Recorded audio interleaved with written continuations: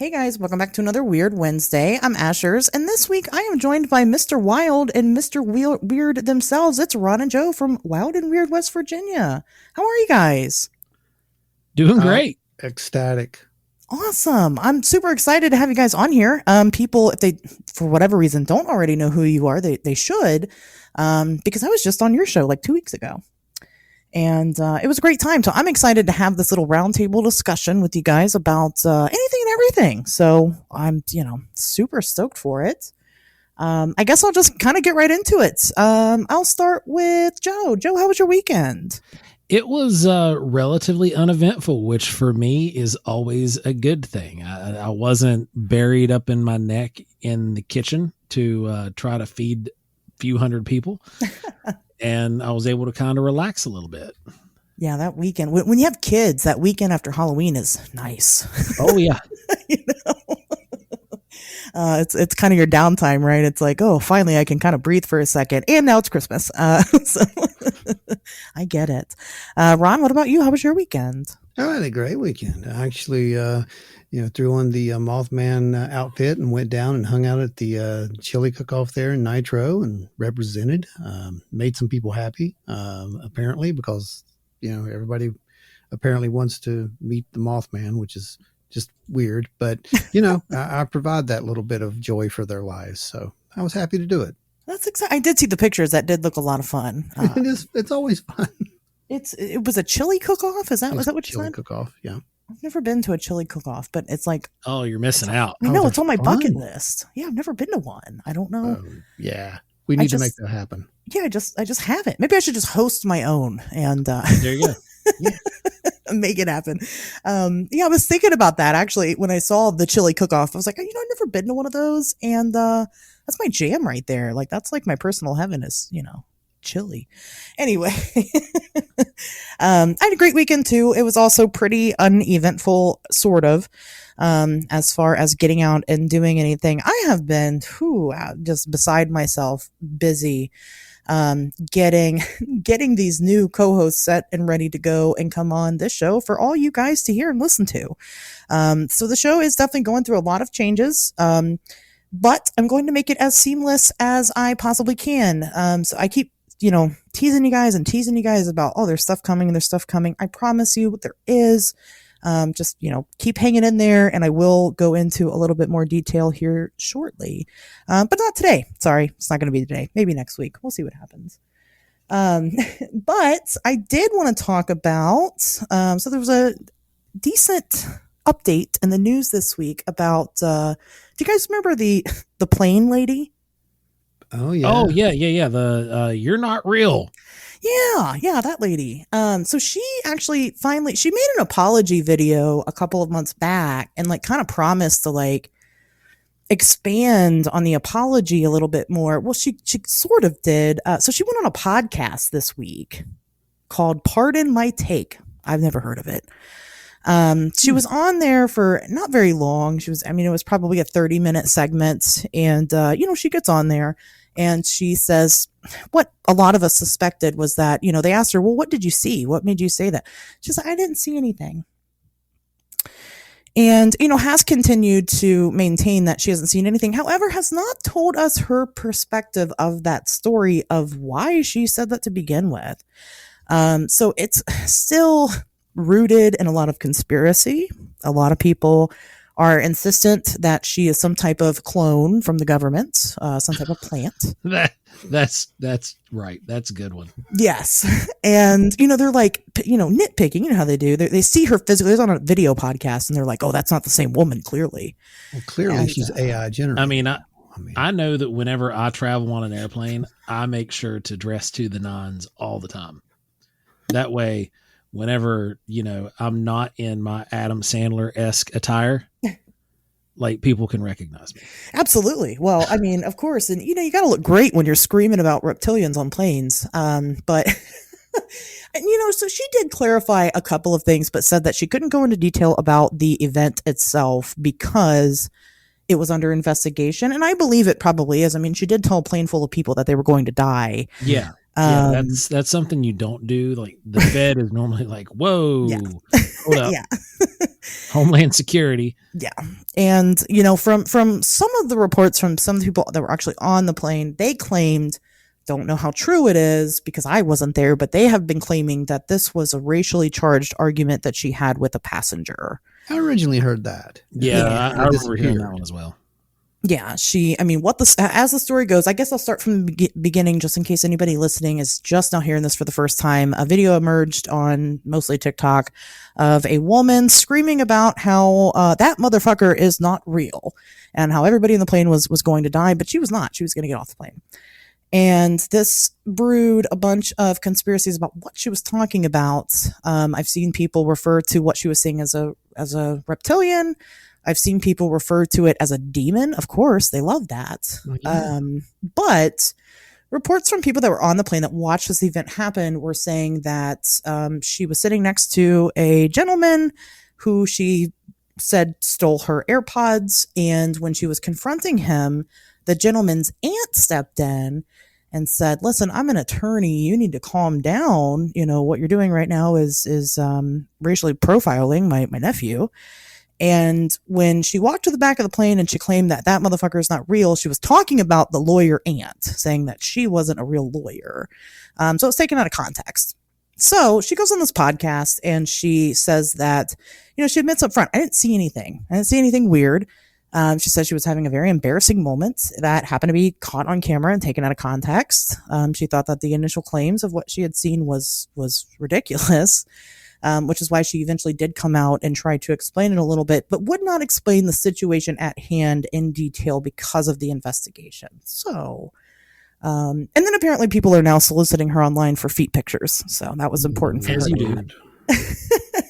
Well, I can totally understand the gag order, so to speak. Because, yes. You know, I totally get that. She probably is under investigation, and you know, breach of security in that respect could just destroy her case. And I'll guarantee you there's a case.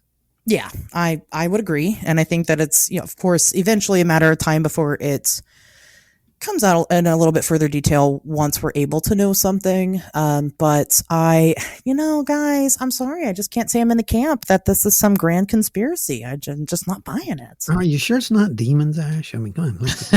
I mean, everything is, you know. So. Demons, right? Isn't that the N word? I want to make a new meme where like it's gonna be Ron and I are sitting there like Giorgio demons in the aliens posing to the demons. Right? Do it. I mean, because I mean that is like the term of the century right there. It hurts my head. It's the easiest way I think for people to rationalize. It's dumb rationale, but it's how they rationalize. They're explaining a mystery with another mystery. That's all it is. Yeah. And it doesn't help anything, you know, continuing to spread these stories. And maybe I'm guilty for even bringing it up on my show here and exposing everybody else to it. But, you know, I think it is important to, you know, sometimes, guys, a duck is just a duck. And sometimes a crazy middle-aged white woman is just a crazy middle-aged white woman. And she's yelling about whatever on a plane. It happens. It's the truth. You know, if you've ever worked in any type of retail setting, you know that people get out of hand. I've had people threaten their life because their panties weren't going to arrive by the date that they bought them for. You know, it just happens. People are like that. I don't know why. My favorite retail horror story. Oh, okay. Ron has to be many. I mean, which one? How are you going to choose one? Well, it's the very first one. Like that has nothing to do with the pet shop. This goes to Rite Aid. Like there were plenty with the pet shop. Ron and I could probably do 2 or 3 episodes just about the pet shop. Easy. That could happen easy. But the angriest I've ever seen a customer get and like just absolutely lose it was this dude got so mad that he took his pants off and pooped in the middle of the floor. Oh, nice. And the only thing I yelled, because at the time I was a corporate representative for Rite Aid. Mm-hmm. I just yelled from around a corner. I was like, I am not cleaning that up. No, I'd have quit. Now, I don't know how that never happened at the pet shop, but that's right. It didn't happen. I can tell you that did not. Everything else happened at the pet shop. Everything else happened there, but that's one thing that did not happen. So I'm thankful for that. At least not while you were on the clock. That's about every day, Ashley. You know, that, wow, that is, whew, Oh yeah, it was that's, a doozy. that is something else. You know, I've had people, I'll tell you, when I worked at the movie theater, movie theater is weird because it's food and retail all in one. Yeah. And so you get the best of both worlds, and then you see about 10 to 15,000 people a day. So, but I'll tell you, it's really unnerving the amount of poop stories I had at the theater compared to anywhere else I've ever worked at. I don't know why. You know, I've had husbands come and grab me to go check on their wives just to find out the wives have pooped themselves, and I need to go tell the husband that happened. One time the toilet was completely destroyed. I mean, broken off the wall and in pieces on the floor. Yes. And I mean, poop all over the bathroom. And their pants there balled up in the corner. So that's demons, Ashley. That is demons. I had to. That was definitely demons. Demon. What was that? What was that movie? It was Dogma. Oh, yeah. Dogma. That's great. So anyway, yes, Ron, do you want to share a horror story from retail life? Oh Lord, I wouldn't even know where to start. I mean, you don't even understand. We practically lived there. You know, I mean, there was every day. It was like people would come in and they want you to save them. This is dying or that's dying. What should I do? And you tell them. They wanted you to replace the dead thing. Yeah. Right. They didn't care typically how to fix it because, oh, here, just go buy this, pour this in a tank. Your animal will be fine. You know, your fish will be fine. These are all fish. Don't worry. It's not dogs and cats. But, you know, it's not real pets, as someone would say. Yes, they actually are. But they would come back the next day, you know, and well, my fish died. Can you test my water? I'm like, I already told you what was wrong with you. I mean, we knew this was going to happen if you didn't do what I told you. They wouldn't do it. I mean, it never happened. There was always something like that. That involved work. I think the worst story, though, actually would be we had to deliver a 150-gallon tank upstairs one time. And there was only room for one person on these little stairs at a time. Yeah. So my buddy is below me, which now that I think back, that was just the dumbest thing we could possibly did. And it's a very heavy tank. And he's like, well, can you lift it? I'm like, sure, I can lift it. But when I got to the top stairs, my legs kind of gave out, and a 150-gallon tank was sitting on my legs, and I was sitting at the top of the stairs. And I'm thinking, well, this is how it ends. I'm going to be pinned under a tank, and because no one could get to me, that you couldn't get over the tank. You couldn't get around the tank. Oh my gosh. I was the only one up there on the upper floor. This was really not well thought out. And eventually, you know, I did manage to somehow summon enough strength up to stand up with that tank and get it off my legs. But these were just, you know, there's so many horror stories. I don't even want to think about it. I've tried to blot them out at this point. I worked at a few pet stores too, so I understand. Oh my goodness. It's very bad. Yeah, I ended up, the one I quit because they were so unethical, and all the puppies, we had puppies, and all of them got parvo.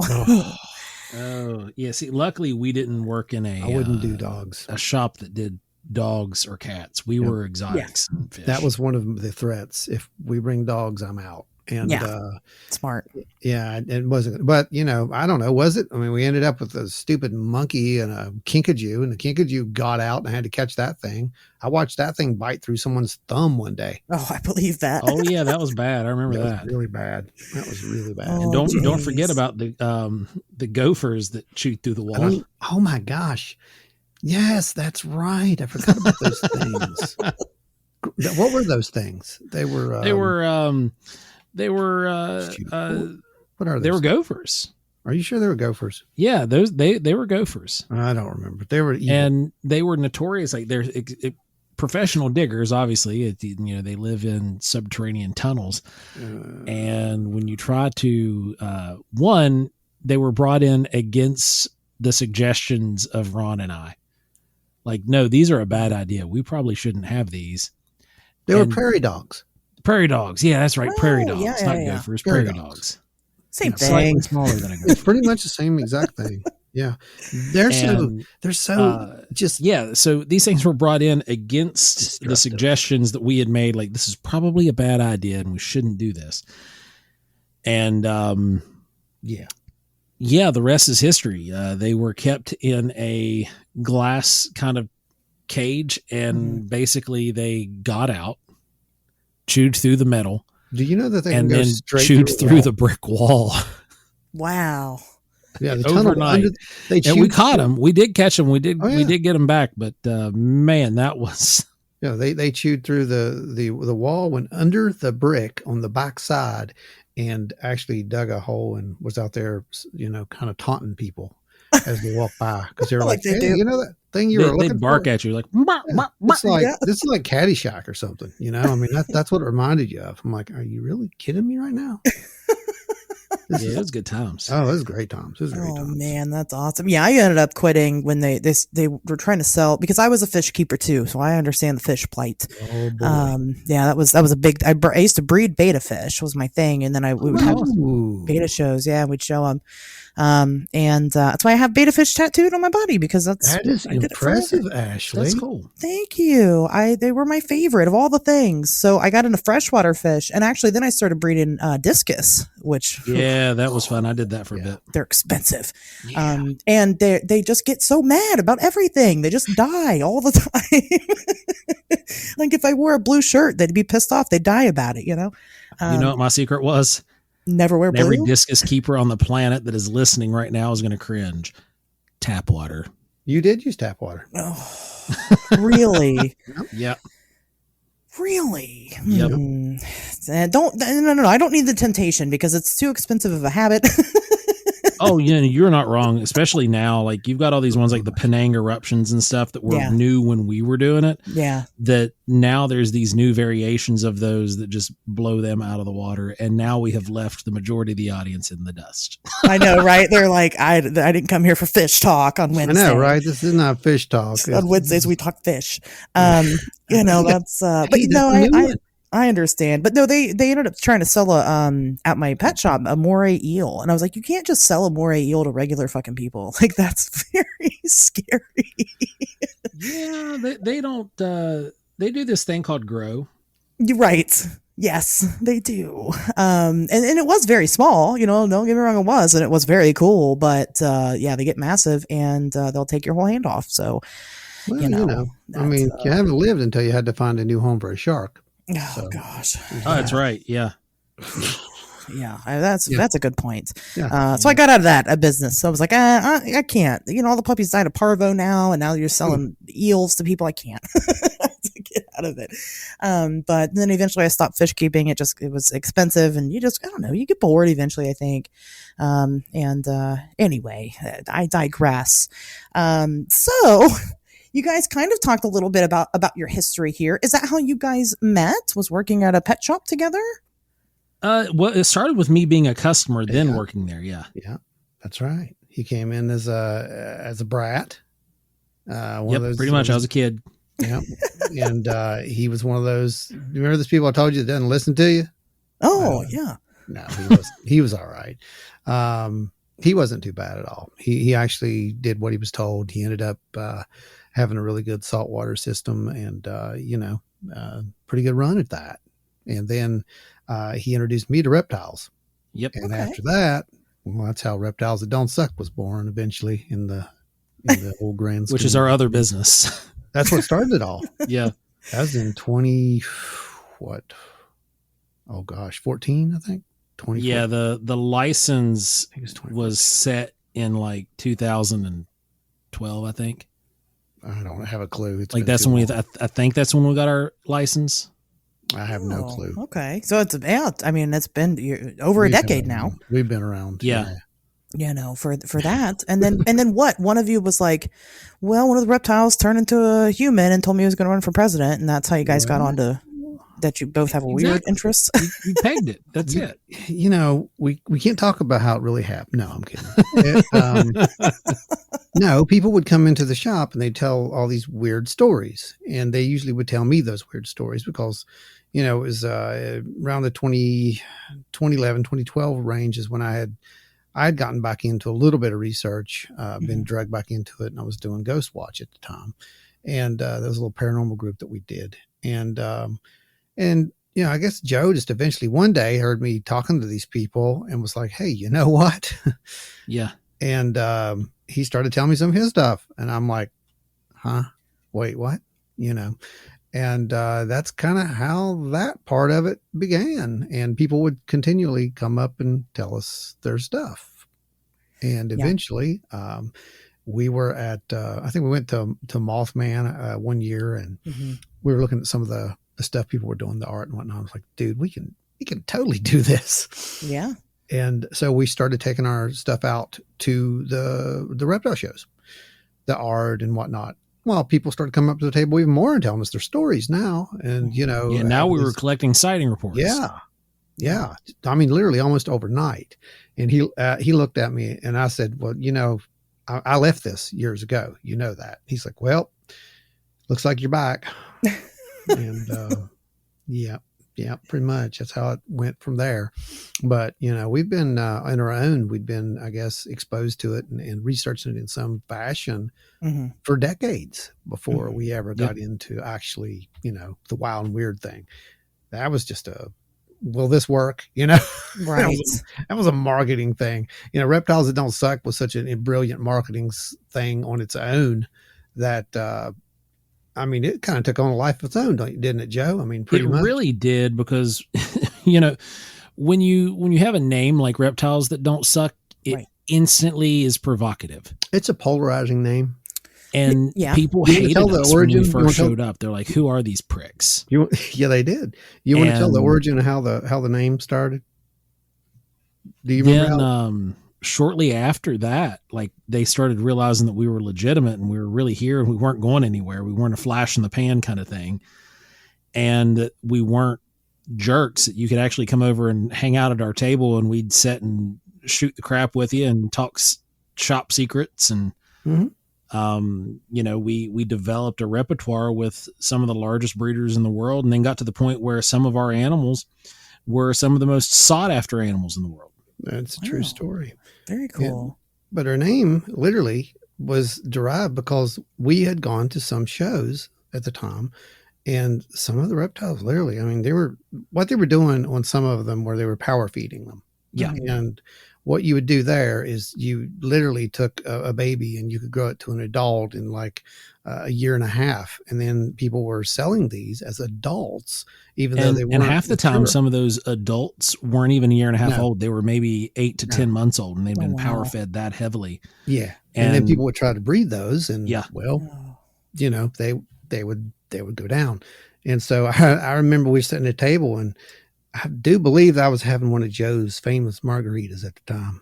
And isn't that it? Yep, it was margarita, and we were having tacos and something else. Oh, that's right, tacos. I forgot the tacos. Yes, and that name, we were just kind of throwing it around there, and I think Maria had said something about, well, our reptiles don't suck or something like that, and I'm like, that's it, That's the name. And literally, like, I think it was just a matter of a week. We had the name. We registered, and that was it. That's how it started. Wow. We did that. I did a short run series called People Who Make Stuff, and it was just showcasing different artists and what they do.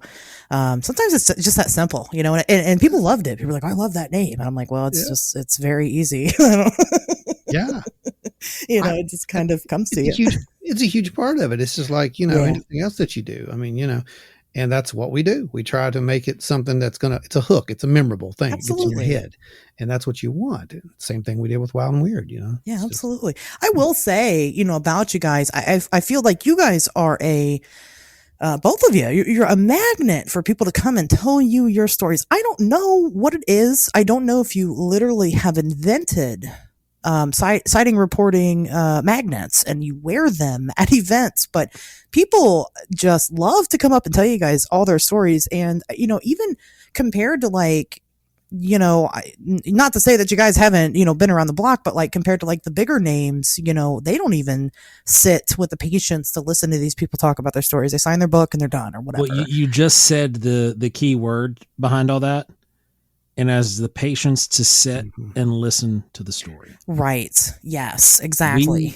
We take the time to listen, and and to really listen, not to get to a certain point and hear something like, wait, hold on, wait, now, what that can be explained by blah, blah, blah, and then start inserting our own commentary. We listen to the story. Right. We listen to the encounter. We listen to the experiencer, and we don't treat them. And it can be one of these things where we will know right out the gate sometimes this story is utter fabrication, but we will treat that person the exact same as we do somebody that we know who is sitting there trembling in fear, telling us their story for the first time publicly. Mm-hmm. Yeah. We'll absolutely. treat that person that we know as an absolute fraud the exact same as we do the person who has had the legitimate experience. And I think that's one of the big things that stands out and draws people, because they know that we're going to listen. Yeah, I agree with that. I think that you've definitely, curated a type of reputation there, and what a reputation to have. I don't think that's bad. And then, just watching your guys' tables at events and things. Clearly, when you are talking with someone, it's not about making your sale. It is about talking to them. And, if you make sales, great. Otherwise it's having that experience or listening to that experience that seems to be number one. And it just radiates from both of you. And then I think it attracts other people to come over and go, hey, people are talking to those guys. Let's go see what they're talking about. And then of course encourages them to share what they have and so on and so forth. I think that's something that is missing in a lot of these investigators, so I think that's really important. So I want to kind of backtrack a little bit and kind of go back. I want to hear both of your respective origin stories. You're both pretty open about your history with all this stuff. I guess I'll start with Ron. So outside of your meeting with Joe, how did you get into these topics? Well, I was forced into it, honestly. And I think that's hindsight now that I understand that, but it just seemed like a series of coincidence throughout my life, basically, that were pointing me in that direction. And we've covered this on a few other things, but I'll try to make it fast. Sure. I had a sighting. There was a sighting back in the mid 70s, where we were driving, we were going to, we were actually coming back home from seeing some relatives. And there's this weird light in the sky, and my dad pulls off and he looks at this light, and everyone's asking, what is it? And it's not making any noise. Someone says helicopter. He says, nah, it's not a helicopter. And like, well, what is it? And I think he looks at him and says it's either a flying saucer or UFO. I don't know which one he said, but it doesn't matter because he never used those words. And I always bring that into the story because it's important. He never used those words. The man didn't talk about that kind of stuff. Mm-hmm. And the next thing I remember, the next memory is we're driving away. There's no light in the sky. It's darker. And we get home and, I lived with my grandparents at the time, and they're looking for us. They've been looking for us for a while. We were late getting home. We had no idea. And, then my grandmother, she starts hearing the story. They were telling her about it. There's all I can remember now is there's a lot of confusion going on, a lot of people talking and back and forth. And then she says something about, it was a fire in the sky and God was coming to destroy the earth. And mom was like, okay, that's enough, and takes me and puts me to bed. And I don't really think about that so much for a while. And then, years later, I start having these dreams, and it's about us coming home from church, and we pull off the side of the road, and there's this helicopter in the sky. Sometimes it's a helicopter, sometimes it's a light, sometimes it's something else. And I keep having that recurring dream, and it's just like, it's real. And, eventually I know where this is at. So I drive there when when I can, I go there, I drive there, and there's nowhere to pull off. You can't pull off there. It doesn't exist. Joe's been there now. He knows. And that's simply because it wasn't where it happened. And I didn't learn that until much later, because it was at this time I was starting to get into dream research and out-of-body experience research. And I started having these experiences to where, I call them spontaneous out-of-body experiences, SOBs. Basically, they were like out-of-body experiences that I was, initiating, but they would happen on their own, and they would have a certain flavor to those that were just a little different. They had a weird, different vibration to them. There was, I didn't have any control, no control whatsoever. And then, I started seeing like shadowy figures there and presences, and it just kept escalating. And one day I went out and I decided to, try to figure out what was going on with this. So I got a few books, started reading about, the whole abduction lore and whatnot, because as one does, I didn't believe that. Right. I thought all that was just, I can explain this. I can tell you what they're experiencing. They're saying this is happening, that's happening. No, that's all out of body experience stuff. They're all just having out of body experiences. None of that is actually happening. It's easy to explain. And then, boy, I was just completely full of myself. And that was a wake up call to me, because I eventually decided, I'm going to test this phenomenon. I'm going to test the theory. And so I did. I went out and I went out to the lower field where we mowed, and I mowed a giant circle in the field.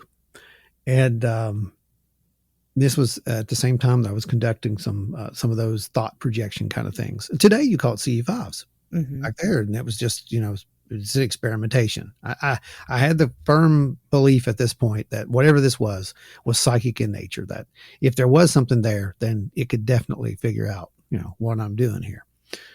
I still wasn't convinced. I was convinced that there's something else going on, and this was a test. And so I mowed the giant circle, and it was a period of weeks. It's actually I show this in the presentation. You can actually see my old log book. It's written right there. It says begin communication experiment phase 1, something like that. There was no phase 2, because it was, I think, the same week, or it was the next week, that I got a call from my uncle. And he says, you need to come over. There's something crazy in my field. I want you to look at this. I go over there and I look at the field. There's this massive remains of this massive circle. He had mowed through it, but you could still see it. It's 4 concentric rings. Each one of the rings was about 4 inches wide. It looked like a crop circle, but it was not a crop circle. Let's make that clear. It wasn't pushed down. This thing looked like it was burned into the ground. I actually took like little samples and stuff, back then. But you could see it was darker. And this area was probably a few hundred yards from where I had mowed my own. The most significant part of this is that he said the date that it appeared was on, I think it was the 16th of July, and my experiment had ended on the 15th of July. Oh, okay. That was enough. That was enough confirmation at that point. Yeah. And so I fell back to those books, and there was some stuff in there about, little signs, that you may have had in something going on. So I started looking at those, and that one was a misplaced, out of place memory. And so I remembered that dream. And I asked my mom about, well, was we ever coming home from church and all this? I was like, because that's what I remembered in the dream. And she said, oh, you mean that time when we were out at blah, blah, blahs, and we pulled off the road when Dad saw the light in the sky? And I'm like, yeah. She's like, oh, that didn't happen there. That happened here. She told me where it was, and it was just like, pop, everything clicked at that point. And I'm like, oh boy, this is real. And then I had to get real with this real quick, because it's like, well, now this is a belief system issue. This goes against belief systems. And it took a very long time to get through that, really. And I think that, like I said, this has been a guided thing. Meeting Joe, all that's, to me, this is all part of the plan. I don't know what it is, but it's all part of it. Yeah. And you and I have very similar yet different experiences in that regard, where we didn't pick it. It shows us. Yeah, it's true. So I know that you left, for a while. You kind of set all this down. Was that, why did you stop looking into it for a while? It was really getting to the point where I was coming up with some very, remember I always told you I was writing a book back then? Well, okay. So the data from that was really leading to some uncomfortable positions. I was born and raised in church. Okay. And this was going against everything that I was taught. I didn't know how to rationalize that. It was like, wait, this doesn't, this, and I started seeing these patterns, and I'm like, this is what this might be. And And then of course, at some point I figured out, ancient astronaut theory, and I'm like, oh, okay. Now I can kind of wrap my head around this. And then a lot of people, what's really interesting about ancient astronaut theory is they think that devoids you from any spiritual beliefs. It absolutely does not. It actually defines it more and makes you, I don't care what we call it. Mm-hmm. It doesn't matter. It means that there's something that's smarter than us. Right. Period. Yeah. Yeah, there's something smarter, right? And it apparently has some kind of a plan. I don't know what it is, and I'm hoping it's a good thing. Right. But at this point, but it really took a long time to get used to that. And during those years of trying to do that, there was always something that kept trying to pull me back into this mess. Even when I'd walk away from it, I get pulled back into this thing. And then, of course, the sighting of the Mothman type creature thing. Mm-hmm. And how all that relates back. And it's just like this massive series of coincidences that you can't have that many coincidences. You just can't. Right. It just doesn't work that way. Well, and it just, I mean, you ignore it, but it doesn't matter. It doesn't matter. It really doesn't matter. It has chosen you for whatever reason. I don't know why, but that no just idea. Seems to be the way it works. Which I feel differentiates from Joe's personal experiences that he's had in this, which I think is why you both work well together. So, I'm going to go ahead and we'll go to Joe. Joe, why don't you go ahead and share what your background is with all the weird? All right. Yeah. Well, it started for me. I grew up with a lot of what you would, I guess, what's modernly called Granny Witch or Appalachian Witch stuff in my life, because my grandmother and great grandmother were Native American or had a lot of Native American heritage. My great grandmother was Native, and my grandmother was half, and so she grew up in that 1 foot in the church, 1 foot in the indigenous path. And so I was taught a lot of the wood lore and things like that. And she got me into all the sci-fi stuff. That was like our time. We would sit and we would watch the sci-fi channel, the old sci-fi channel, or we would watch cassette copies of In Search of with Leonard Nimoy and things like that. That's so I grew up just I guess you would say watching that as like entertainment, Sure. Then in 2001, I had a sighting of a Bigfoot creature or Bigfoot-like creature. And the reason I use the term like is because we don't have one on a slab laying anywhere. There's not been one dissected that we can sit and say, this is what this is. Mm-hmm. But the only thing that fits the bill for my sighting was that this was a Sasquatch. And there were 3 of them. And essentially the Campbell's condensed version of the story, I was going to the area that I used to hunt in a lot. I went down, got situated in some mountain laurels thinking I was getting ready to watch a black bear. But what I thought was a black bear was actually a 3 to 4 foot tall young Sasquatch. Mm-hmm. And I was watching it play like a toddler.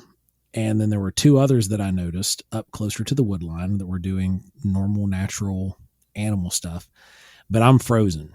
I'm seeing something that shouldn't be here in my mind. And then the wind shifts. The biggest one stands up. I'm assuming now, knowing what I know now, that it made some kind of an inaudible noise that I, at least something that I couldn't hear. Mm-hmm. And the other 2 responded to that and made their way to the big one. And then they walked off into the woods. When they walked off into the woods, I did the exact same.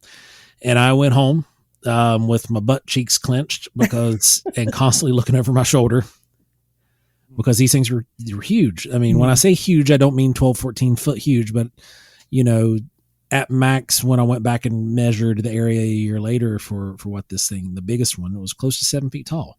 Yeah. And that's huge. Still huge. Yeah. Yeah. Like I'm 6'3", and if you put me beside a 7 foot tall man, I look like a toddler. Right. So then I joined the military. I become a minister.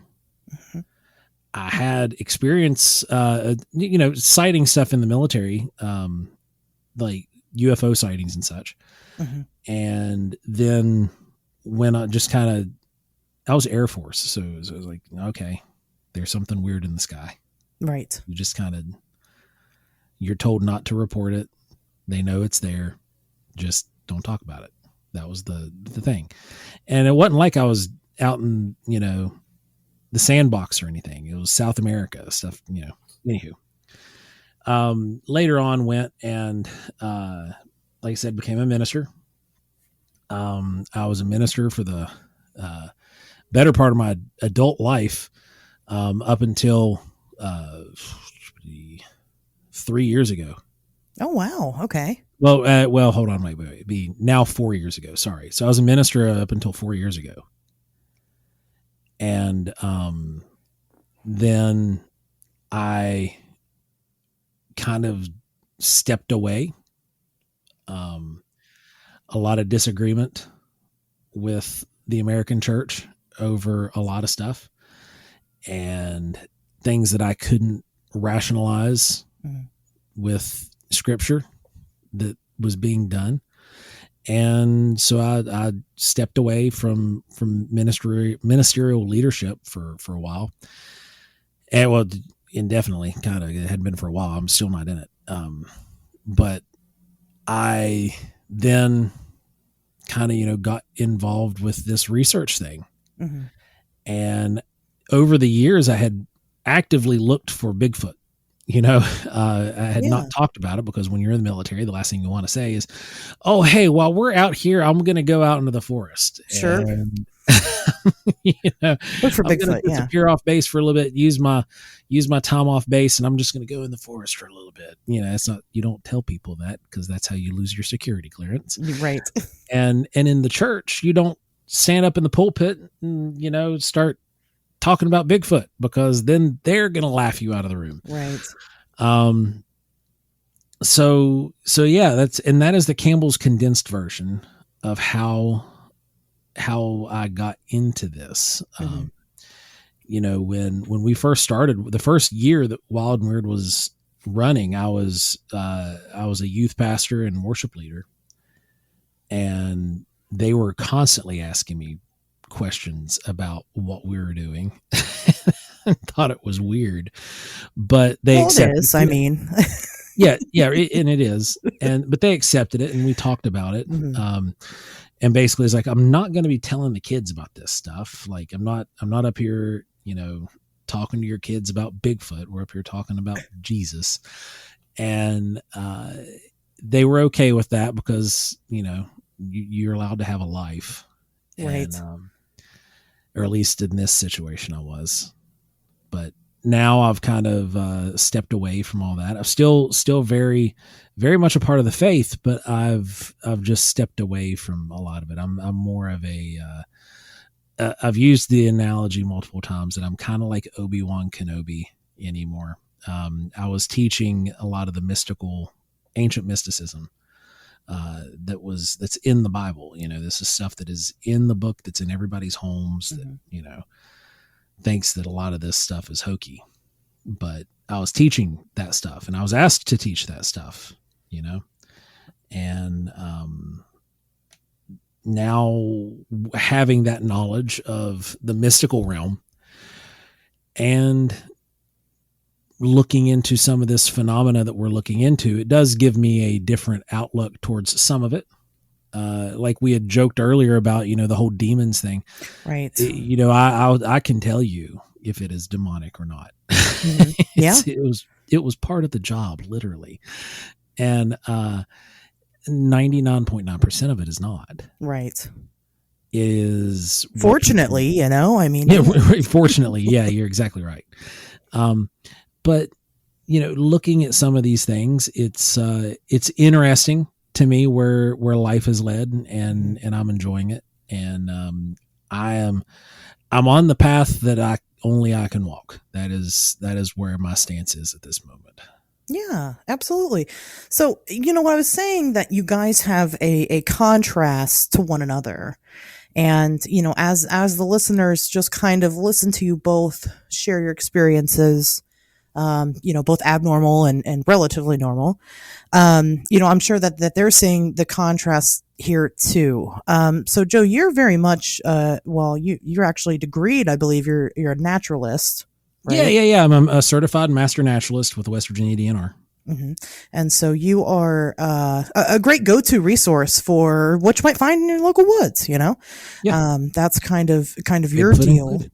Yeah, absolutely. And then of course, Ron, you are more into the physics side of things. I would say. Would you agree with that? I think my strong point on it comes from probably my background in photography, videography, 3D modeling, things like that. These all came together to actually help a lot Mm-hmm. with what we end up doing, because especially when people sending in photos all the time. Yeah. It's you have no idea. I mean, I get tons of photos of just blurry images that people want. They are desperate. They want you to say, yeah, that's something special. And sometimes you just can't. You can't bring that out, and then you have to explain to them why you can't bring that out. Yeah. It's like, well, they saw one, on this show, or they saw one that. It's like, that's special effects. Yeah. That you don't know. We can put it through an algorithm. Yeah, we can do that. I can put it through an algorithm, and it can try to decipher and figure out what that looks like, and it'll do its best to create it. But to me, that is not an accurate representation of what you saw. If it's a little blurry dot in the sky, that's all you got. That's all it is, Yeah. So yeah, I kind of work more on the physics side of that kind of stuff, but I'm also, of late, the past few years, I've turned back more to, some previous teachings, and trying to kind of look at it all in a deeper metaphysical way, if that makes sense. I think metaphysical is probably a better term than physics. I think that the point I was making was that if you look at your experiences, Joe had a very natural experience, right? You saw Bigfoot in the woods, right? Whereas Ron, you had more of an out of this world experience where you saw something in the sky. And I think that's the one thing that we get wrong a lot in the community is that you can't work alone and make a discovery. No, you can't. You can't. You need all of it together working in tandem. And I think that you guys are doing that perfectly. It's a contrast, when I have an issue, I'll let Joe know, and vice versa. When he sees something, he'll call me up and tell me, what do you think? Yeah. And we bounce those ideas back and forth. And it's like, well, it could be this, it could be that, and his could be's are always, natural. Right.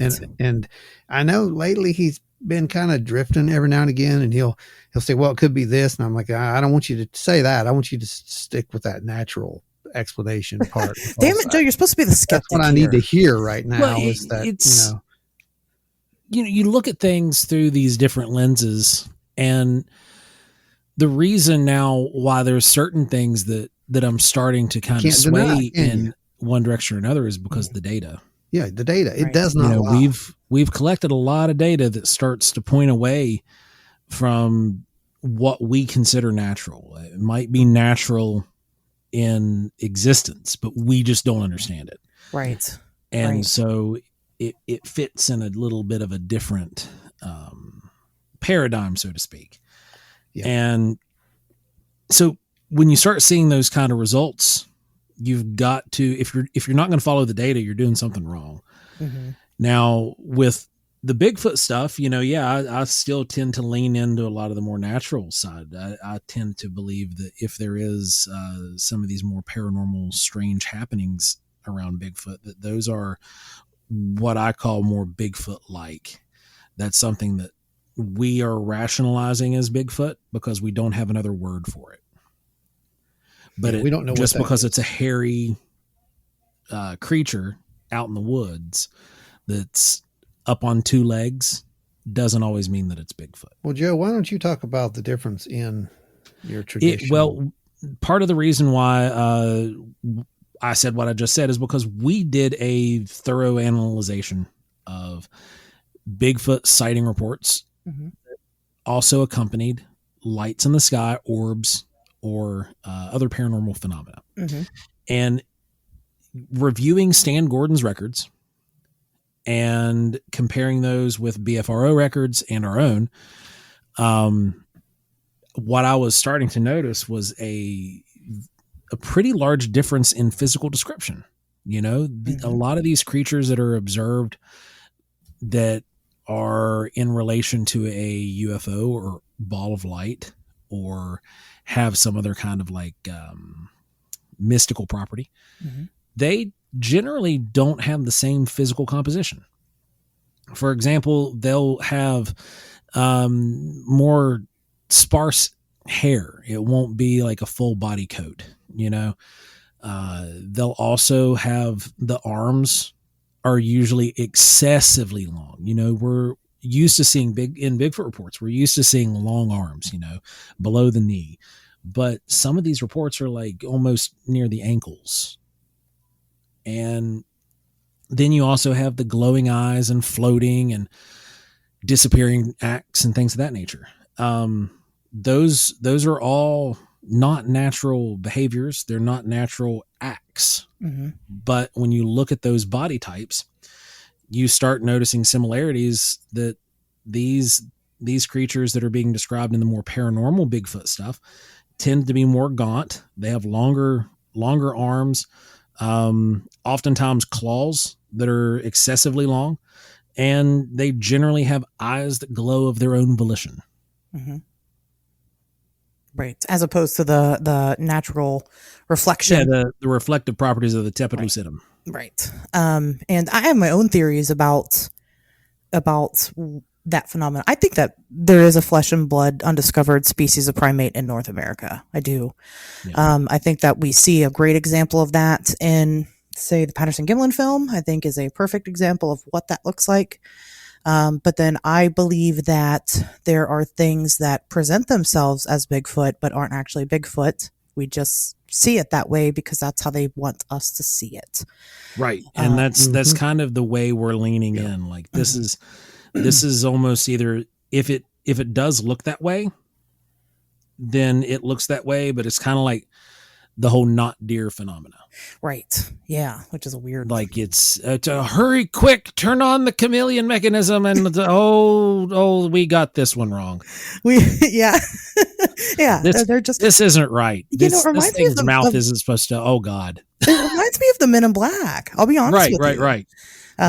Very similar phenomena. And people, when you say that to some people, they're like, what? Bigfoot and the Men in Black? No, really. Because it just doesn't, it's just not quite right. It's not quite right. There's a weird factor to it. Right. An extra weird factor on top, aside from what we think we know. And I think that it's, personally, I'll just throw it out there. Personally, I think it's because they are a type of, whatever these entities are, whatever you want to call them, are a type of entity that we can't physically comprehend because our brains aren't made to. We refer to that as non-human intelligence. Non-human intelligence is a good is a good example. I think it's just our brains cannot see what they look like. We don't know, but they want us to know that we have seen them for whatever reason. And that kind of pulls me back into what I was saying about both of your respective origin stories here, is that these experiences are gravely personal. Yeah. For whatever reason. Yeah, they are. And it's not just us. Right. We've talked to too many people at this point, and there's all these, it's an intricate web is what it is. And you were talking about, like the magnet thing. We used to say we have like a weird magnet because that's kind of what it is. It's like everybody comes to us and it's just like, you've been there, you've seen it now at the tables where they just flock around the tables, and that's everywhere. That's literally everywhere. And, I don't understand it any more than anyone else. I've been told, it's because of your energy, that your energy is different, that they can pick up on that like-minded can pick up on like-minded. Maybe, I don't know. That's possible, I guess. All I know is that it does seem that way. Like we end up talking to people who turn out to be experiencers. Almost all of us are all friends. It's like a family. It's the strangest thing. And you're part of it now. You understand this. I mean, that's how it is. I was You've had your adopted into the weird family. you Correct. have been, yes, yes, absolutely, and I mean, you've had too many experiences that qualify this, and Yeah. you've opened your eyes, you've opened, and you've looked beyond belief systems, Mm-hmm. you've looked beyond what everyone else tells you this is, Mm-hmm. and you started using your own brain, and you followed the data. And Yeah. that's what it takes. When you follow the data, you end up in some very strange places. Yeah. You really Oh do. yeah. Oh yeah. And sometimes sometimes it is very boring, and it just all stops all of a sudden, and you're like, what is going on? And then it picks back up again. I don't know why. Yeah. Yeah, it does. Yeah. It's like feeding it to you in little, bite-sized pieces that you can bite off and chew. That all lead to a dead end still, but maybe not eventually, I don't know. But it is, that I think that, that's a piece when I got into this, that was my wow factor of this phenomenon. I was a skeptic. I didn't believe in any of it.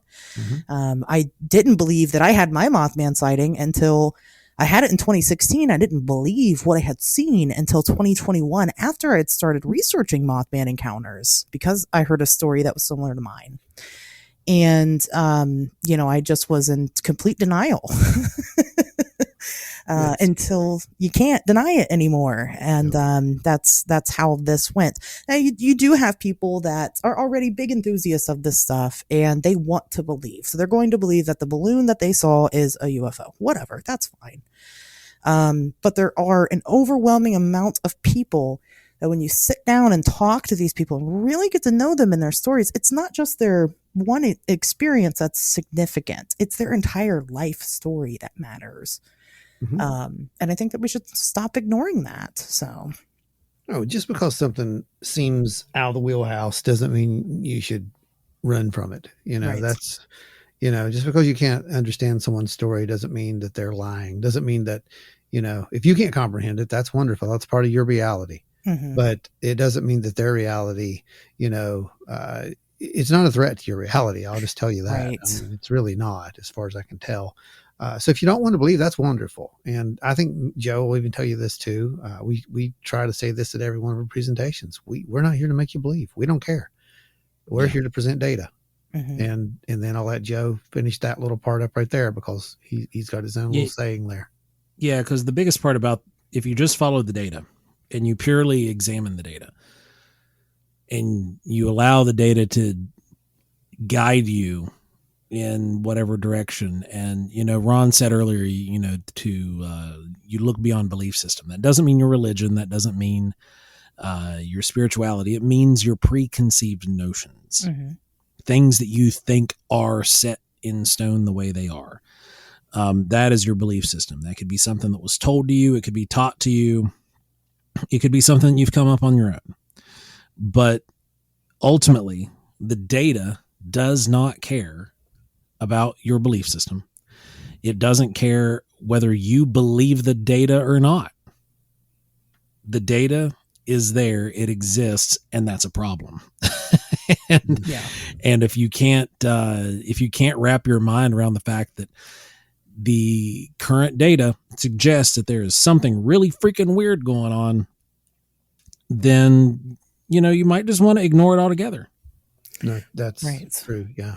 That I think that really is a valid piece of advice, because whatever this is, once you go down that rabbit hole and you start looking at this, you've got two choices. You can continue to go on because as far as I'm concerned, I don't think it ever ends. Or you can just walk away from it. But here's the thing. A lot of us have tried to walk away from this and it doesn't work. So, what are we supposed to do? I don't know yet, but I think we're getting close to figuring it out. I think we might be doing it right now, though. I don't know. Maybe the person who we're supposed to be talking to is listening right now. Yeah. To one of your people out there is listening. Hey, you, I'm going to talk to you for just 1 second. If you have had any of these type of experiences, just understand this. You're not alone. You're not crazy. You're not alone. There are literally millions of people who have witnessed the same exact things. And if someone does come up to you and say, you couldn't have seen that. You're nuts. This is all hallucination. You need to look at them and you need to ask them how millions of people can have the exact same hallucination if it isn't something extraordinary, if it isn't something that's either extra dimensional or extraterrestrial or whatever this is, but it's beyond us, non-human intelligence, as everyone likes to say now. If it's not that, then we have a very big issue, because that means that everyone on, out of those millions of people just somehow learned how to read each other's minds. They just learned how to somehow transfer their thoughts, and they're all doing this at the same time.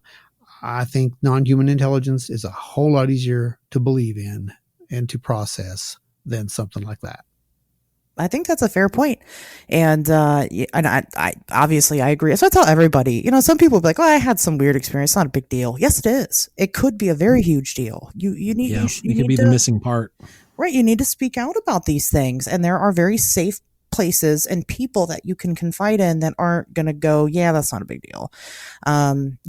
Just because maybe you met some TV personality one time and they didn't care about your big deal doesn't mean that there aren't people that do.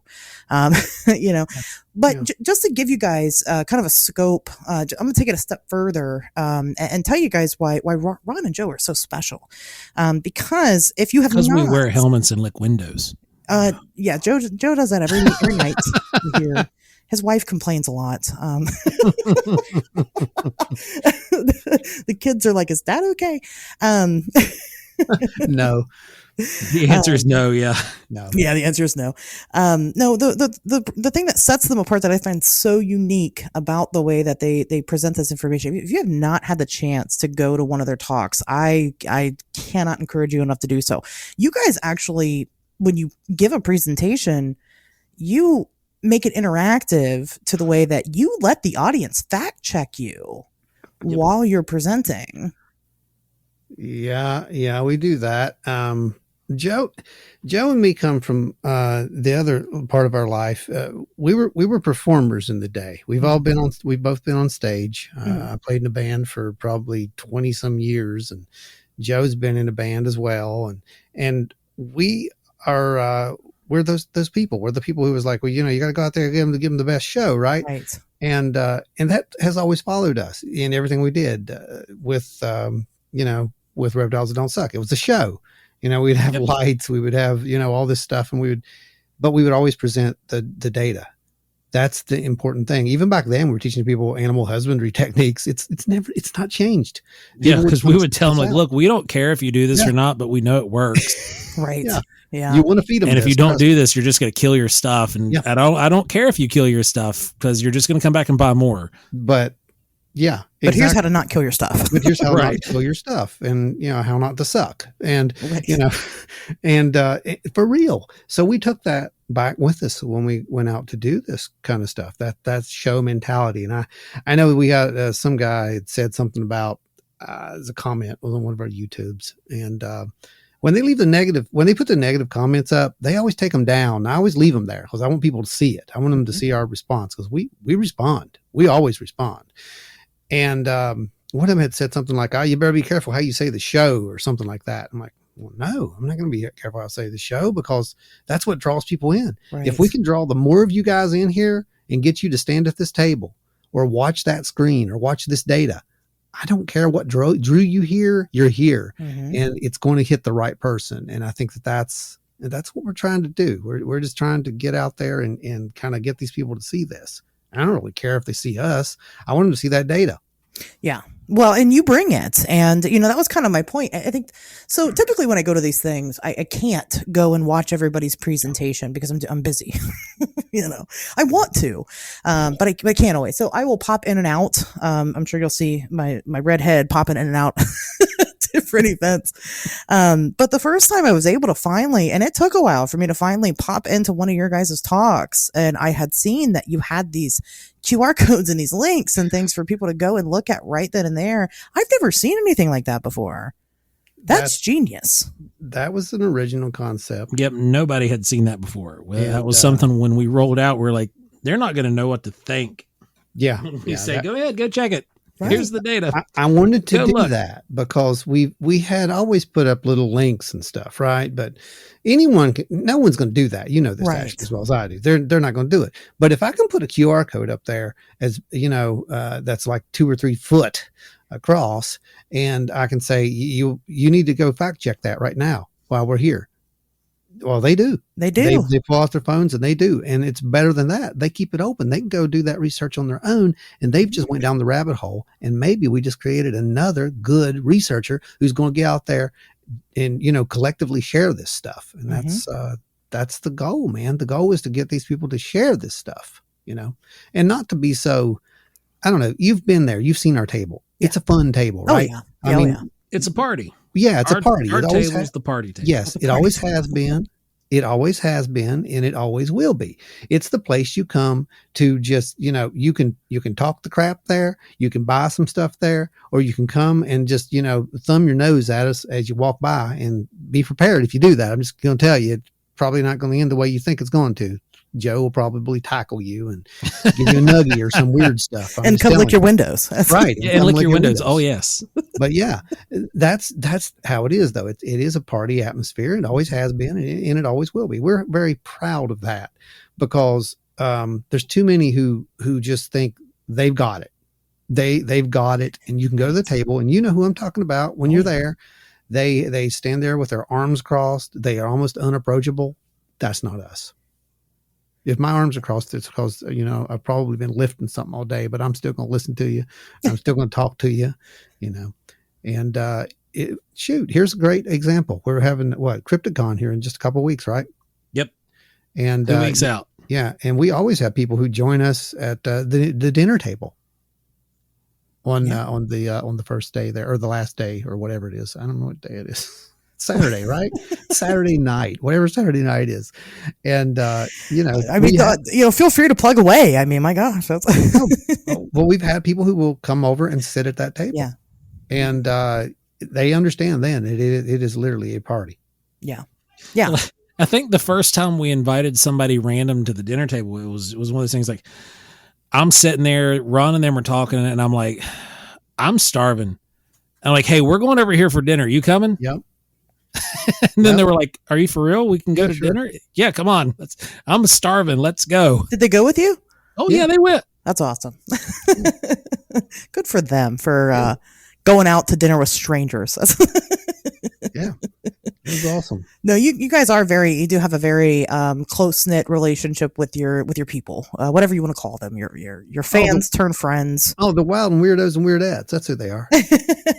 Yeah, that's who they are. Yeah, they have a good time.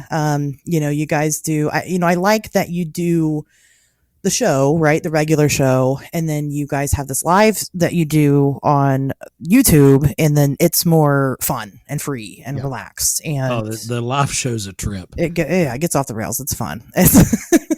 Well, that's kind of how the shows are, right? I mean, that's kind of what that's for. That's right. If you can't make it out to see us at one of the shows, that's kind of what you see. But the presentations aren't like that. Yeah, that's true. Yeah, the presentations are not. I don't think you've ever had a Mothman or an alien show up at your presentations yet. We won't. We'll keep those as pretty much probably as serious as we can on the grounds of that for a while anyway. Yeah. Well, because you're absolutely right. You have to have a pool. That's why I do a comedy show. That's why I do an R-rated comedy show. It's because I have people that listen to the show that aren't into this stuff. They're not, and they ended up coming for it because they like the humor. They like to be on the joke. They like the personality, and then they get interested in the topics and they learn something. And that's what I say all the time. My goal isn't to get people that are fans of the stuff already to listen to the show. It's to get people that aren't. Yeah. I'm going to interject here. I have to go wipe a butt real quick. Oh, okay. I shall return. You two. Speaking of R-rated. Wow. Lots of poop tonight in this episode. This is a very poop heavy show. It is a very poop heavy show. I might work it into the title somehow. Yeah. I could see that happening. I might call it Wild and Weird Poop. We'll see. I don't know. It could happen.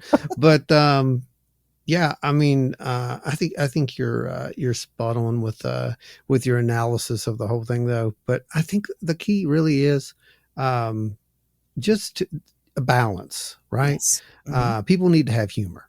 I'm not gonna get off on one of those tangents, but there's enough crap in the world today. There's enough negativity in the world today.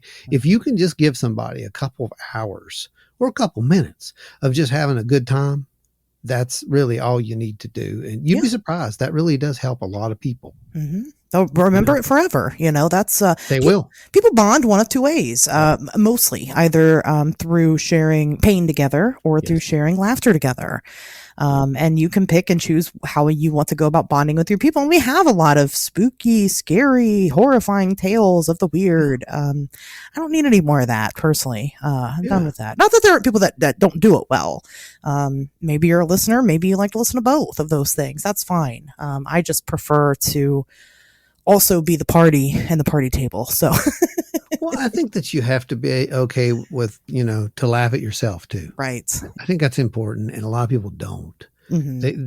They can't laugh at themselves because they think that does something to their credibility, what have you. Right. And, I really don't think that's the case at all. I think that you can laugh at yourself and you can still be very credible.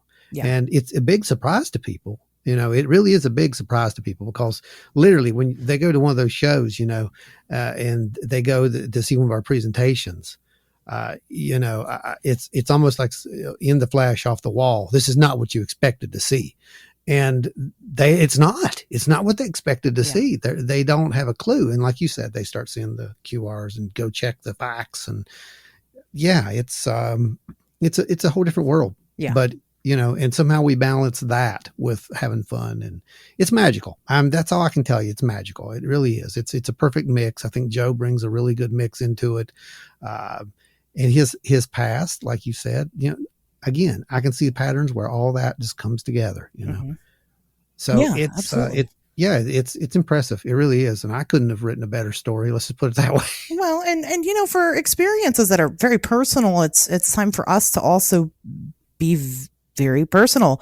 I can't tell you how many times I've met somebody who, when I was younger and just kind of watching the TV shows and stuff, finally met somebody that I thought was somebody. And, they'd refer me to a book or a movie or, something that they've made instead of sitting down and having a real life actual conversation with me. And while I'm not entitled to anybody's time, and I understand that, especially as somebody who does what they do, I get it. It can be very daunting and it's a lot. And sometimes you talk to a lot of people and you do have some burnout to it. It can happen. You're still talking to an individual, again, who's excited to share their story with you. And I can't imagine turning them away and going, go read the book. And that happens. Yeah, it's really disingenuous when that kind of stuff happens, especially when it's somebody that you've looked up to. Right. And, not everybody is out there has been a TV personality or things like that. They're not all. Most people haven't, that's.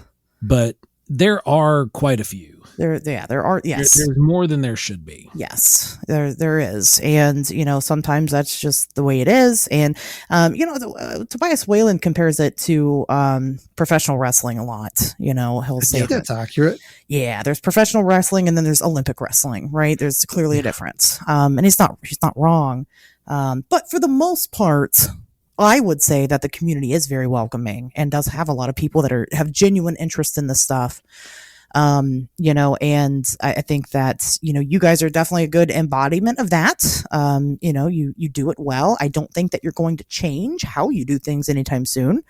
And I think that is beautiful. I think it's great. And that's why I'm excited to, do things like have you on the show and, come be on your show and talk about what Joe will eat next. And exactly. Yeah. I mean, he does eat some weird stuff. He does. But I do want to get into that a little bit because Joe, you helped do a cookbook, right? The Cryptid Cookbook.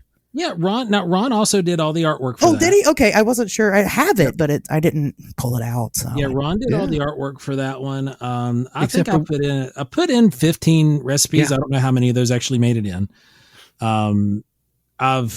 I've got a copy of it, but it was fun working on that. And it was I think like the third or fourth time I'd had recipes published in a book, so that was pretty cool. That's clearly you're passionate about food. Yeah, I'm actually a classically trained chef. That was my profession for a very, very long time. The way I made my living, because contrary to TV popular belief, working in ministry does not pay the bills. Sure. There are a handful that have their private jets. I, however, was not one of them. But I was a chef. That's what I do. And that's still what I do today. I'm actually a working chef again. I work at a cafe and have fun doing that and pull my hair out a lot. And is that where it went? Yeah. And, but yeah, I taught culinary school. I was a chef, working chef in fine dining restaurants and big corporate stuff. And yeah, good times. I mean, just, obviously on a lighter note, how did this cryptid cookbook come to be? Oh, that was Dave. Dave Spinks was making one. And he invited us to submit recipes. I know Lyle Blackburn got in as well. Lyle Blackburn submitted a few recipes. There were a few other people that submitted recipes. And Ron had been doing a lot of the cover work for Dave. How many books was it? About 6 or 7? I don't even know. It's like all the time. He's, I need to do this book, need to do this book. I did, at that point, I think I had 3 of them that I had showed that we were going to put in at that point. And he said, I wanted to do this cryptid cookbook. And I thought, well, I like that idea. How do you want to do it? And he's like, well, how do you think we should do it? I was like, well, if you're giving me the actual okay to do this, I think we should do it like this. And he liked old comics as well. And I love that old comic style. And I was like, let's do it like this. And I explained it to him and to make it look like an old comic book. And he was just like, do it. So I did it, sent in just the first draft, just a rough draft. And he's like, this is amazing. I was like, well, that's not even done yet. That's just a draft. So that's how it went. It went like that. And I think I did every bit of art in that except for one piece maybe. And I think that was Jamie Snell. Jamie Snell did one. Jamie Snell did one. And now he's working on the other book, which that should be out hopefully summer. So that's volume 2. And so yeah, we're gonna do it again as far as that goes. But yeah, we've got a few different books out there. But I just do whatever. If someone wants a book cover, they contact me and I'll give them a deal and off we go. Okay. Well, yeah. I mean, I think it was a very unique idea. I love that. I love a gimmick. I'm probably the weird of the weird, but man, I do love a gimmick. And I feel like something like a cryptid cookbook, it just, as soon as I saw that it was out, I was like, I need that in my life. I've never cooked anything out of it, unfortunately. But maybe I will. Okay. For you just joined like 90% of the population that owns cookbooks. They just buy cookbooks. It's like it's like a lot of people just collect them. No, it's real. It's absolute. I think it's collection. It's the only one I own. Yeah. So it's not the only book I own, but it's the only cookbook I own. Yeah. Maybe I will thumb through it, and if there's a chili recipe in there, I can make it for my chili cook-off that I'm going to host. There you go. If I can find some of the other cookbooks that I wrote, I will send you the digital copies of them. Oh, okay. Because these were like forever ago. I've made it to the top of the world in the culinary industry, and it got boring for me after that. And so I left for 10, 11 years, and now I'm back in it again to pay the bills. But I understand. I'm the same way. I change professions all the time because I just get bored. I feel like I've reached the top and that's enough, and now I'll go do something else.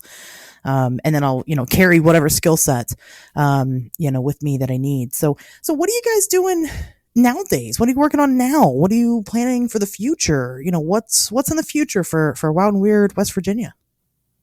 Well, every year we do something, we try to do something a little different, don't we? And there's always different moving parts. Like, it's asking what we're working on now or working on for the future is a really difficult question because we're always working on something new. Yeah. No, literally. And where it ends, I couldn't tell you. I mean, we always joked back in the day as like our goal was to have real estate at some point. So you never know. There might be there might be. And some had hotels in the future. 2020 Who not knows? happened, we were on the mark to go there. Oh yeah. That's Oh, true. really? Oh, it smacked us. We actually have we acquired all of the stuff to have a actual physical facility, and it's currently sleeping in my basement. Oh, that's right. And that's right. And we were on the track to go that route. So you just never know what's going to happen, and we never know what's going to happen either. I'll be honest with you, because it's like one day we get up and it's like, hey, you know what? Today would be fun to do this. And it's kind of like Phineas and Ferb, isn't it? I mean, really, that's kind of how it works sometimes. We were talking about that before we started recording, just kind of winging it. We do. We wing it a lot, but we do have a plan, and we stick to our plan. And, and the case in point is the lives, that was our goal. Always has been, right? When we started, the original podcast, it was, even before we started the original podcast, we had these janky lives that we were doing on Facebook where people would actually pay attention and watch those back in, 2017, 2018. Yeah. Oh, wow. Yeah. That was, those are primitive right there. Yes. Oh, man. It was, you want to talk about primitive. They were rough. They're hilarious. But people were interacting with them, and that was our thing. I was like, man, we need to bring some way to make this interactive at some point in the future, and we did. We managed to do just that. So I foresee things like that. I know there's going to be more. We already know this, so there's not a cat out of the bag there. But we're going to be doing more workshops, obviously. Yeah, and those are very cool. Well, I haven't been to one yet, but I hear. You will be at the next one. You have to be. It would be workshops are an absolute ball. It would be wrong for you not to be at this one. You're not. You're right. So, oh yeah, that's kind of a requirement. If something happens there, I got to be there. Fuck. Yeah, come on. It's a TNT area. We're going to have pretty much what's going to amount to you kids call it CE5. I call it some kind of validation experiment. So we're going to have that. We're going to be doing some paranormal stuff there, talking about a few things. Everybody. And he cooks for everybody. Wow. Are you going to cook chili? In the past, I've done chili a few times. Okay. Wild and Weird Con. Yep. Amazing chili.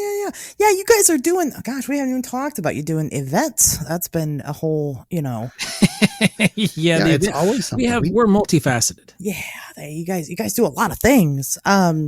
So, okay, so when is the next workshop? The next workshop is currently, we're scouting the date. I've got to work with the McClintock Wildlife Management Area to find a good date that's going to work for them as well as for us, Well, I want to get you guys in there before the snakes come out. So, yeah, we're wanting to get in there. Like me, I love dealing with snakes, but I think I'm the only one, and we're trying to get it. It's going to be probably a little crisp in the air, which is nice. But we don't have a firm date set, but that's going to be announced soon. Like it most likely we're going to announce the date for that right after the turn of the year. Okay. Yeah, hopefully it's sometime before spring. Somewhere in a little magic window there is what we're shooting for. So right. Or a little after. We don't know. We don't have a clue yet.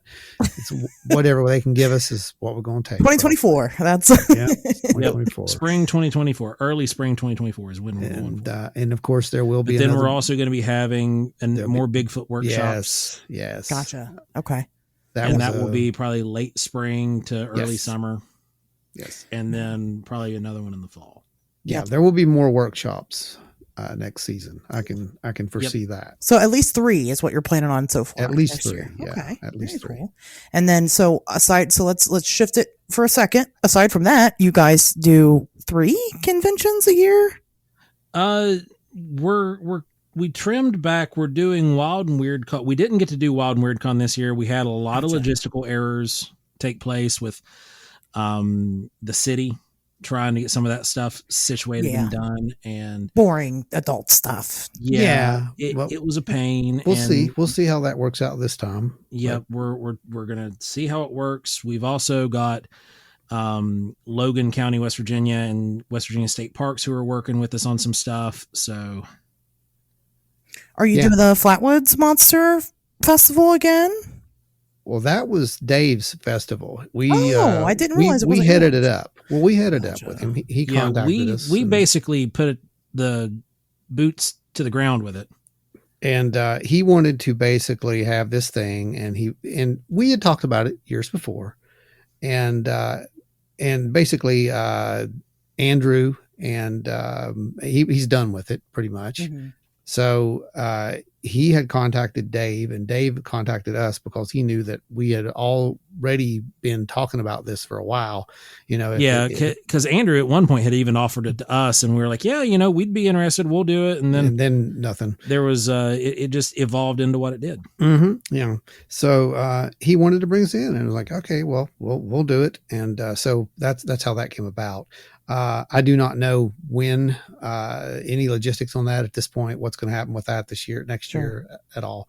But I can tell you that it was really cool to have those people come into that town and to actually honor the witnesses. Right. That was the first time that had been done, and to that extent, and it was really cool to be a part of that. Yeah, it sounded like it was a fantastic event. Oh yeah, hundreds of people showed up. It was great.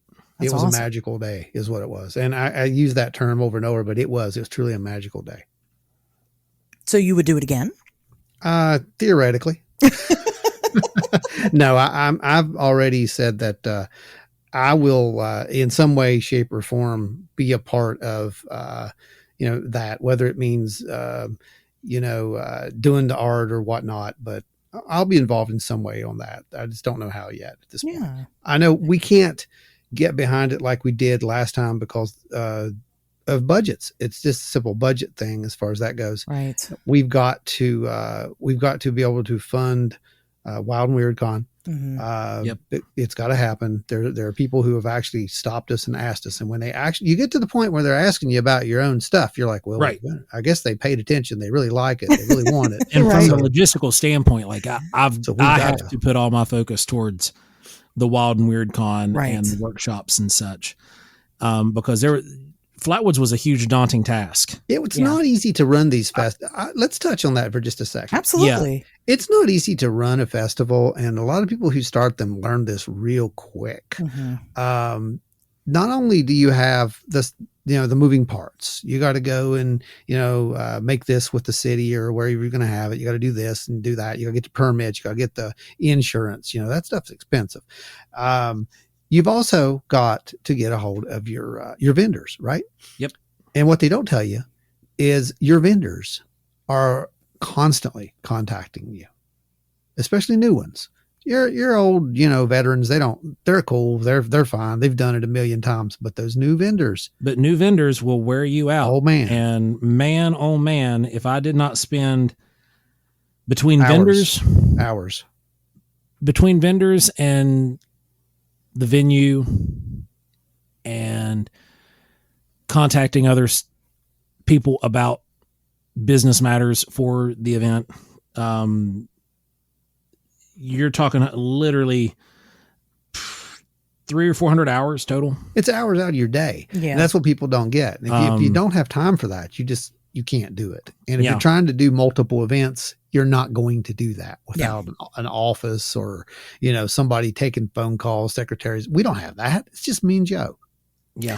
Right. Well, and I think that people are blinded by the fact that anything that you do in this community, it takes a lot more effort than what you think it does. Podcasting, right? We're not just sitting here chit-chatting. Guys, I got to edit this still and then upload it and then type up a description and all that. I mean, everything comes with all these extra steps, and it takes time. So as somebody that frequently bites off more than I could chew, I understand. You do. You actually, you have a good handle on this, but it's true. And, I think a lot of people think that, it's kind of like the old song, "There's money for nothing." It ain't. It definitely ain't. And by the end of the day, you probably ain't making anything. You're making enough to cover your butt. And, hopefully you're making enough to pay for that food that you gotta pay to feed your special guests, or you've made enough. You got to pay the special guests. Got to pay the hotel. And there's so much. Everybody's got their pound of flesh you got to give. That's absolutely true. And at the end of the day, you might have enough at the end of the day to go get you a shrimp platter. Yeah, if you're lucky. Maybe some tacos. I don't know. I think we had pizza. I'll be honest with you. I think we had pizza after Flatwoods, if that tells you anything. Oh, see, you got lucky. I had a You went dollar home. menu Yeah, I know. Burger King sandwich. Yeah, I know.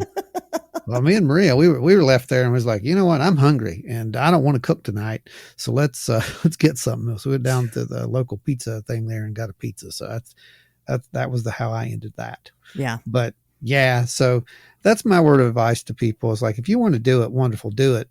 But to do it right, it's going to take you time and it's going to take, it's going to take funding. And I'm going to be a straight up on this for you too. People look at us and they think, oh my God, these guys are out on the road.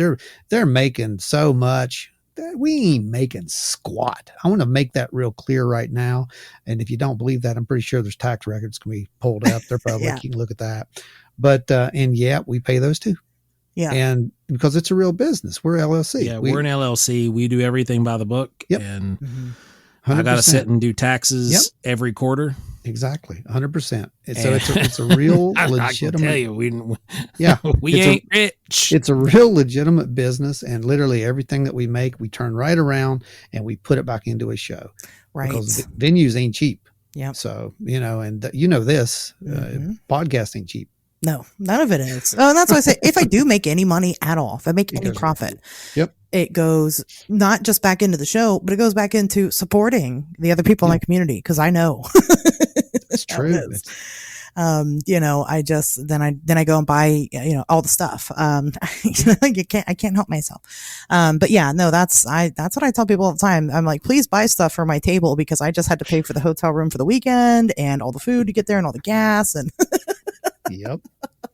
At least let me break even this time. And it most of the time I'm just paying to go hang out with my weird friends from out of state. Mm-hmm. I had a family member berate me. They're like, well, you're always going on all these lavish vacations. I'm like, lavish? I'm in the middle of a town with a 500 people population. Like, it's not. What is lavish? It's not really that lavish. In a moldy maybe Airbnb. One time we do Airbnbs a lot. One time we got an Airbnb and they advertised they had a pool, and we get there and the pool is like one of those like rectangular blow up pools. Oh, that is great. That's awesome.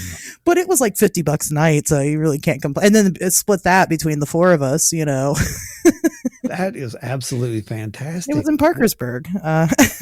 Well, me and Joe had one over the summer that we went back in time. Oh, yeah? Yeah. I mean, it was great. We were in Hocking Hills. I'm pretty sure we were in Hotel California. And there were lamps that have not, like, working lights, okay, that have not been available for purchase on the general market for at least 8 years. Yeah, close to 10, I think. Yeah. I think they did away with the old the old T12s almost 10 years ago. They quit manufacturing. You cannot purchase these. So these are original units that are still working. They're out there in warehouses, but that's I remember I was there. It was hot. You guys didn't have air conditioning. Yep, we didn't have air conditioning. It was great. I can't complain with that trip. I stayed with somebody else, and man, they really foot the bill. And I was like, "Cool, thank you." We had a nice place, but Joe got a massive headache during that show. Yeah, I did. I got the heat and dehydration, but it was fun to be with people. On, it was just on the pavement. Cool. It was like 100 and some degrees. Oh yeah. You guys had stuff melting on your table, didn't you? We did. Oh, we did. gosh. We had one of my glow in the dark sculptures got photo burned and completely changed color. It did. Well, part of the Wild and Weird Radio, the tower, it melted. The Wild Weird Tower melted. Yeah, I have to rebuild that.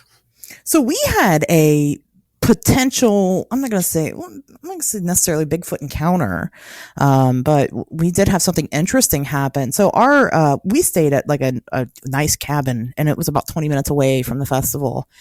And so the people that we stayed with was Eric and Carrie. We all shared a place together. And when they drove back, so they left the festival early and we got in late. So we kind of missed them on that Friday night when we came in. We went to the festival first and they had left. So we didn't stay long at the festival that night because it was so damn hot. We were like, we just kind of said hi to everybody and then left. We were maybe there a half an hour. And then we drive back. So they got food, and then they drove back, and we showed up probably about a half an hour after they got to the place. Well, on their way back, they came across. So we went to the cabin first, dropped our bags off, went straight to the festival. All right. When they came back in, which was probably a 10-minute window, they encountered a tree on the road, an entire whole tree on the road. And it was kind of a big to-do because you couldn't pass it because it was massive, took up the whole road. And so they had to call the guy who owns all that property there. And he came out and he said, well, it's probably Bigfoot. That was his thing. It's probably Bigfoot, What? you know. That's what he said. It's probably Bigfoot. They do this all the time, especially when there's festivals. They'll block off the roads with trees. So when we come back, we see the tree's not in the road anymore because the guy came and moved it. But when we got back, we saw like the tree stump laying there before he'd cut it. He just cut the middle out and took it away. But we had seen deer right there in that area. And so we were all kind of talking about it. And so the next morning we go out and we go, stop and actually look at the tree stump and see how it fell. Now, here's the thing. You guys were there. There was no wind. No, yeah, there was no storm. It was dead. No storm this time. Had there been, like, we prayed for wind and it didn't come. Oh, No, there was no wet, it was too hot to be wet. it was bad. There was none of that. So maybe this tree, maybe it just got old and it fell out. No, this tree, was completely uprooted. Wow. And it had fallen over in such a way that it was like, it fell over and then it rolled a little bit. Now it could have rolled, I guess, on its own, it could have been on a hill of some sort, but it kind of rolled a little bit off to the side. Like it was pushed. It looked like it was pushed towards the trees itself and then rolled onto the road. So not just like rolled down a hill. It was weird. And the guy there was insistent that they do this. They don't like people here. And there's a lot of traffic and they will block the roads. And then with the deer, one thing that I've heard throughout the community, I haven't confirmed, is that deer, when they are being hunted, will travel towards roads, like where people are, to try to avoid the predators, because predators usually won't come out where people are. Now, again, I don't know how accurate that is. So I don't know. It was weird. That is like true in part, if that makes sense. Mm-hmm. It does. I don't know. That's why. Like I have been out in the woods hunting and I've had a deer like come up to me within feet and just chill out, only to see like 2 or 3 coyotes just pacing around, about 150 to 200 feet away. So the deer would rather chance it with you than it would the coyote. Yeah. Yeah. Our deer are friendly. I live in a very suburban area. We have them, but they like us because we feed them. But this is, Hocking Hills. There's nothing out there really. Oh yeah. It's a half an hour drive either direction right. to nowhere. To get right. We had one lady, I had no phone service the whole time. And she's like, well, there's a special hill that everybody in town has to go to get phone service. And she told us where it was. But yeah, so I don't know. It ended up being, since we all had kind of our own separate, instances with it, we all kind of talked amongst ourselves. And I think, oh my gosh, what's his name? The guy that was the MC there, he had brought it up to the audience a little bit. Oh yeah. You mean Joe Jr.? Joe Jr. Yeah. Is that what you call him? Yeah. Well, everybody, it's either he's Joe Jr. or Joe Sr. Yeah, Joe Sr. I am Dollar General Great Value Jeffrey Thomas. That's it. Yeah, Jeff. That's fantastic. I liked it because that's Jeff Thomas. And then also there was map and black cartographer Jeff Craig, and they both have first names as their last name. So yeah, that's how I remember them. Anyway, so who knows what happened there? We didn't hear any weird sounds or anything fun, or we didn't really explore a lot because it was an exhausting event, mostly because of the weather. But I'm not very far from the area anyway, so it's interesting. But people did have lots of stories, that came to that festival, and that was cool. Oh yeah, we collected a ton of reports. Mm-hmm. Oh yeah, and there were some people that were like, "No, I had no idea Bigfoot was even in this area." Lived here my whole life, didn't know. It happens. But then of course they'll stay and they'll listen to other people's stories, and then they're like scared to go outside at night again. So it's just one of those things. So But anyway, no, you're absolutely correct. There's not any money in this. These are purely passion projects. And I feel your pain, fellas. I do. It sucks. Yeah, it really does when you have to go out and get some of this equipment. Yeah, it is nuts. daunting. Except for me with my $12 Amazon microphone. You have to be thrifty, you know? You got to do what's good for you, you know? Anyway, I think that I've run out of questions. Not really. I have more, but that's for another episode, right? Exactly. Let's, we'll make people come back for more. So you got to leave them wanting more. That's how these work. We're going to teach you eventually. Well, I mean, I got to give them some reason to go check out your own stuff. So, speaking of which, where can people find you guys on the internet? Where can they consume your content? Go for it, Joseph. This is your thing.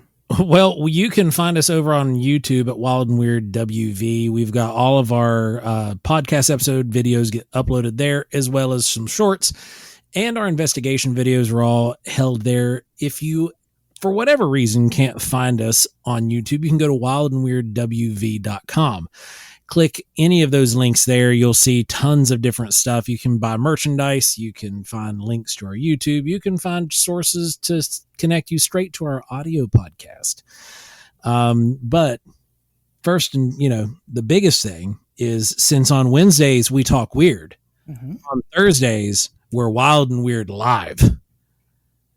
So if you're listening to this show on Wednesday, join us tomorrow live on YouTube and 8 p.m. Eastern time. And you will have a blast, I promise. I'll be there. So, I mean, there you go. That's enough reason for you guys to show up. I'll be there. Yeah. And it's going to be a party. Everybody's there, right? And Ron will be there, and Joe is sometimes there, sometimes not there. So sometimes you never know. It's a surprise. After the summer started, I've been here pretty regularly, but now work occasionally will get in the way. Well, I will make you guys a special deal if you guys show up to the Wild and Weird West Virginia live tomorrow night at 8 p.m. Eastern, and you say something, I don't know, something in the chats. Just tell them that you're there because of me, because of the show.